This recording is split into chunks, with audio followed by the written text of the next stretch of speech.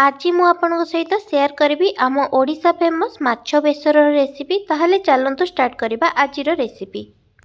प्रथमे माछ को नहीं धोईकी गोटे जगार रखी से गोटे चामच लुण गोटे चामच हलदी देकर माछ को भलसे गोलई नहीं। एबे गोटे कड़ई गरम कर कड़ई भलसे गरम हो सारा पर से मु 2 चामच सोरिष तेल देइछि।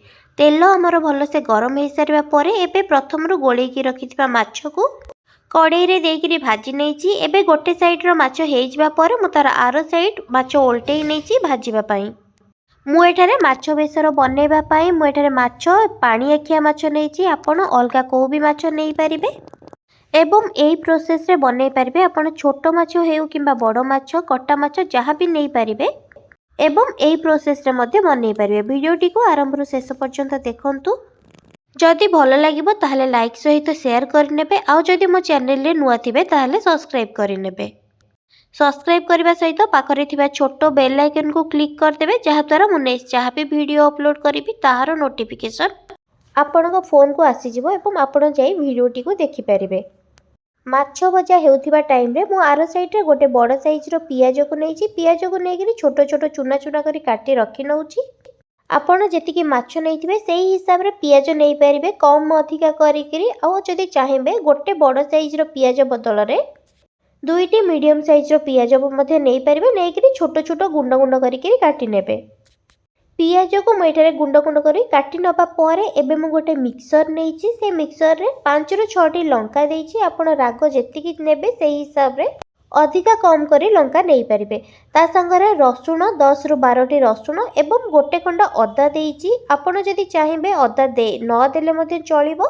बहुत जण सोरिष मसलार तरकारी टाइम रे अदा देई न थांती। आपण जदि चाहिबे न देले चलिबो। हेले जदि अदा दउचंती ताहाले तार टेस्ट बेसी भल आसीଥାଏ। आपण गोटे थर निश्चय ट्राई करी देखि पारिबे। एठी जदि अदा रसुण को चाहुचंती छेचिकिरी मध्ये देई पारिबे।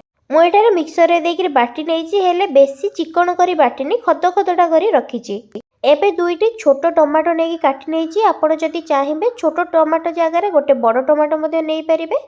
मु एटारे टमाटो को काटिकिरी गोटे मिक्सर रे देइकिरी ताको भलसे बाटी नेइछि। मु एटारे टमाटो को जोडा बाटुछि सेटाको भलसे चिकन करी बाटी नेबी। एबे मु मिक्सर रे देकरी बाटिकिरी आपनको देखै देउछि। देखंतु मु टमाटो को भलसे चिकन करी एटारे बाटी नेइछि। बाटी नबा परे ताको गोटे जगार रखी नहीं। एबे देखो माछ भी आमर आर साइड रे भलसे भाजी ही गलानी। एबे भाजी ही जैतिबा माछ को गोटे प्लेट रे काढिकिरी मु रखी नउछि। प्लेट रे माछ काढिके रखी नबा परे सेही कड़ाई रे मु एबे आउ किछि सोरिष तेल दउछि। मने रखिबे जेतेबेले आमिष किछि भी बनौथिबे सेही टाइम रे सोरिष तेल देले तार टेस्ट बहुत भलो आसी थाए। तेल गरम हो सारा पर प्रथम रो काटिकी रखिथिली जो पियाज से पियाज को कड़ाई रे देकरी भाजी नउछि।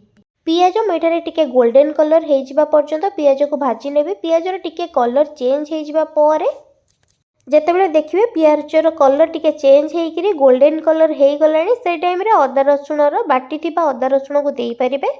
एबे देखंतु पियाज रो कलर एठी चेंज हे गलानी। पियाज रो कलर चेंज हेइकिरी टिके गोल्डन कलर हे गलानी। एबे एठी मु जो बाटी की रखिथिली अदा रसुण एवं कंचा लंका ताको बाटिकी रखिथिली सेटा को मैं पियाज सहित देइकिरी 1 ରୁ 2 मिनिट पर्यंत मैं भाजी नेबी। जेमती कि अदा रसुण थिबा कंचा बास्नाटा कमी जिवो। एबे सेथिरे मु टिके पानी देइकिरी सेथिरे किछि मसला रे जेमती कि 1 चामच लूण देइछि। आपण स्वाद अनुसार लूण देबे। ता संगे 1 चामच हळदी गुंड देइछि।